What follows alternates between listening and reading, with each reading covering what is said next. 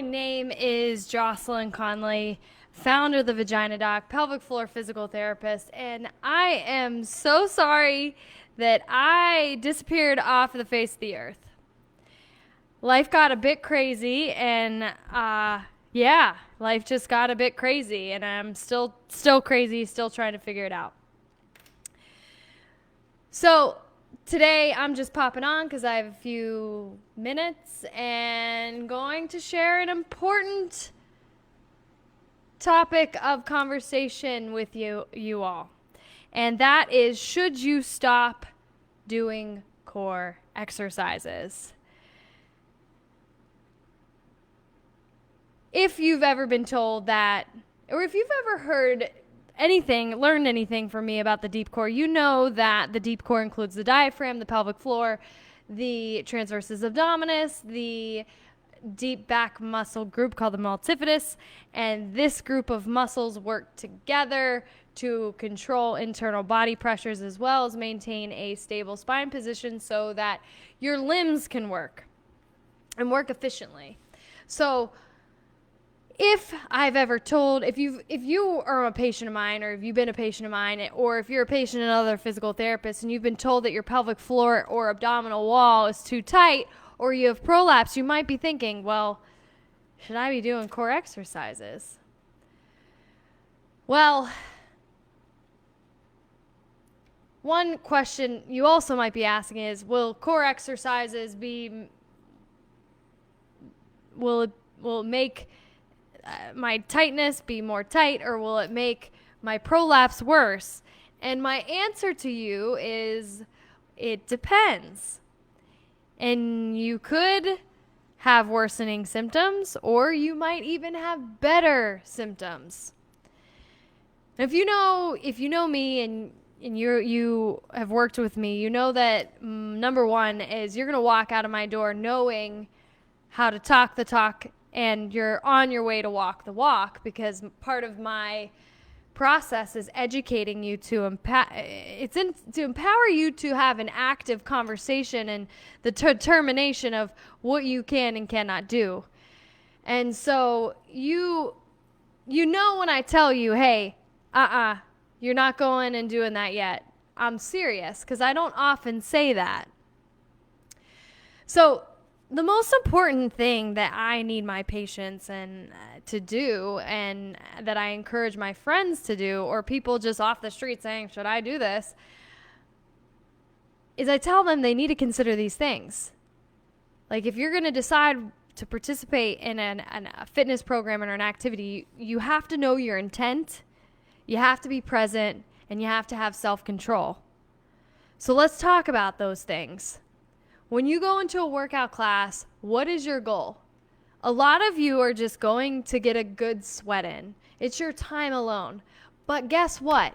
If you have prolapse, or if you have another dysfunctional issue that is limiting your life in some kind of way, you don't get that freedom, because you can't coast. The problem is you might be out of your body already. And so what you're doing throughout the day might be contributing your symptoms. So if you go into this workout and you're just like, I'm going to just go so hard, I'm not even going to think about it, I'm just going to get it done. That's a problem. Not that I want you to obsess about prolapse, is the opposite of what I'm saying, but you need to have an intent. And if you can't figure out one for yourself, you need to see someone who can guide you. So a lot of my patients that I see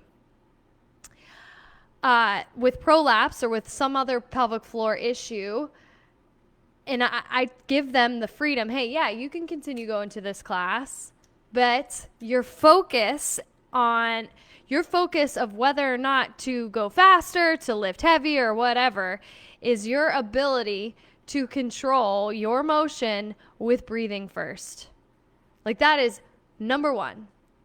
Number two is, when we go into these movement patterns, my question to you is, what is your strategy? And if you can't answer that question, if you say, well, I don't know, I just do it, that's a problem, because we, as humans, we're going to default to the most efficient pattern that we have available to us. And often that is a movement pattern that takes advantage or bullies our musculoskeletal system, saves energy for the brain and for our nervous system, but it is relying on our passive system. And pelvic organ support is largely a passive system unless we optimally train the musculoskeletal system and live our life in such a way that we have flow in that area. So breathing, number one. Number two is you need to know your strategy. Like when you went to pick up that weight, did you hold your breath? Did you hold your breath coming up? Did you just hoist your body up from a bent forward position? I mean, 99.9% of my patients are, until I bring that into their awareness. And why does this matter? Because, like I said, our body's always going to default to the most efficient pattern. And that is going to stress or use the same structures. So you have other tissues in your body that are just like, hello, what about me? And then they start to hurt, potentially, because they're not being used, so there's less blood flow, and they become stiff, and we wonder why we're in pain. So instead of having one strategy that you have control over, we want to develop multiple different strategies, because these different strategies have different pressure distributions on our system, and therefore the same vaginal wall isn't being pressurized over and over again. So intent. Why are you doing this exercise? Why are you planking? Okay. I want to train my breathing in this pattern. A lot of people get into plank and they hear brace your abdominals. And they don't need to brace that hard. They don't need to brace that hard. So, like, you can do a plank, but why? What's your strategy? Do you have symptoms? Are you present in your body? If not, we've got to get you there.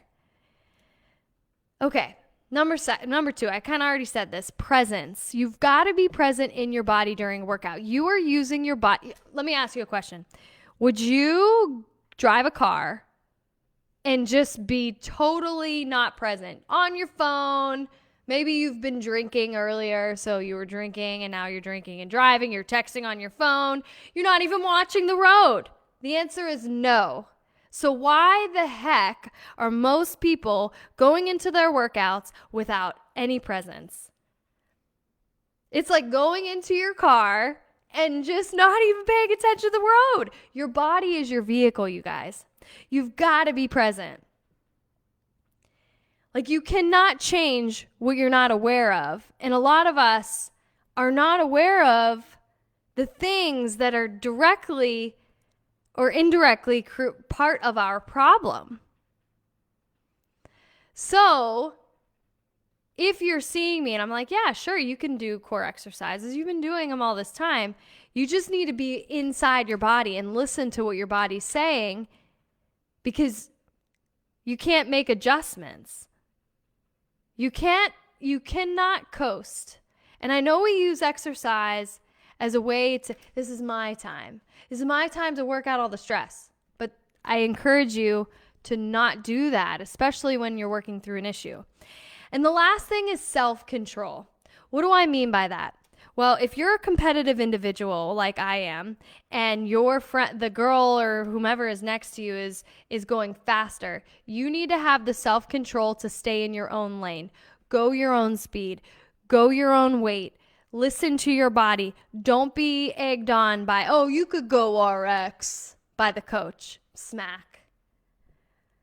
If only you saw that woman's vagina when she coughed, you wouldn't be saying, oh, just go RX, 185 pound, whatever. If this is the first time that you are watching a live, just know that I am sassy, but I only am sassy out of love. Like, this is what I'm passionate about, and I am very reasonable when it comes to, tiptoeing the line, but I am empowering that person that I'm giving advice to all along the way. So whenever I'm sassy, it's just for an entertainment. But this is serious. a serious topic that a lot of people are freaked out about. And here's the important thing. You just have to get educated and take control over your symptoms. And you do that by being present and learning what your strategy is. So self-control, you've got to not be in competition with yourself every time you work out, every time you do a core exercise. There's no reason why you need to hold a 5-minute plank. Like, leave your ego at the door. Anyways, in summary, should you do core exercises if you know you have a tight pelvic floor, tight core, you have prolapse symptoms? And my answer to you is it depends. You might be appropriate to continue to do, heck, anything could be a core exercise. So the answer is it depends, and probably, but you just have to change your mindset going into it. You have to, number one, have an intent to the workout. Don't just go in there and saying, I don't know. And the instructor should be good enough to guide you. Number two, you need to be present. Be present in your body. Don't leave your body. It's a time to learn. It's a time to discover, create, new, train, all of that. Number three, have self-control. You're not in competition with the person next to you. You're not in competition with your score last time. Your role, your number one thing is to learn something new. Just being mentally present is going to increase the difficulty of the workout. And I can tell you, if you haven't paced your workout with breathing, it will for sure, it will kick your butt. That's all I have for you guys today. If you have any questions, put them in the comments. If you were on here live, comment live. If you were on here on the replay, comment replay. If you are in the Arizona area and you want to work with me, I'm in Phoenix. I'm in the West Valley. I would love to see if we're a fit before we agree to go any further. If you are not in the Phoenix area, I offer consulting and coaching. Again, we got to see if we're a fit. I ideally like people to know that they like my sassiness. They can tolerate my sometimes directness. Christina, thank you for the comment. Welcome. Thanks for watching. Yeah, so I like people to know that we're a fit before we just dive into anything beyond that. And then lots of things coming up. I'm in the process of hiring someone to get all of the things I've been creating in the last several months out and available for the public to have. I don't know if you guys have seen this on Instagram, but I am completely changing gears. I'm still treating postpartum women with pelvic pain, pregnant women, but my professional focus is now, at least I'm posting about women who have never been pregnant but want to get pregnant, because what I've realized is we can get a lot more accomplished if we start early. And the problem is we're waiting till we're pregnant. We're waiting until postpartum, and I need to get them educated and informed 18 months before they're pregnant, if at all possible. So if you see my Instagram, she's like, what gives? Why isn't she posting about other things? I'm still treating it. I'm just now changing a marketing focus, if you will, and an expertise focus. So a couple topics that are in the works, I am going to come on whenever I can.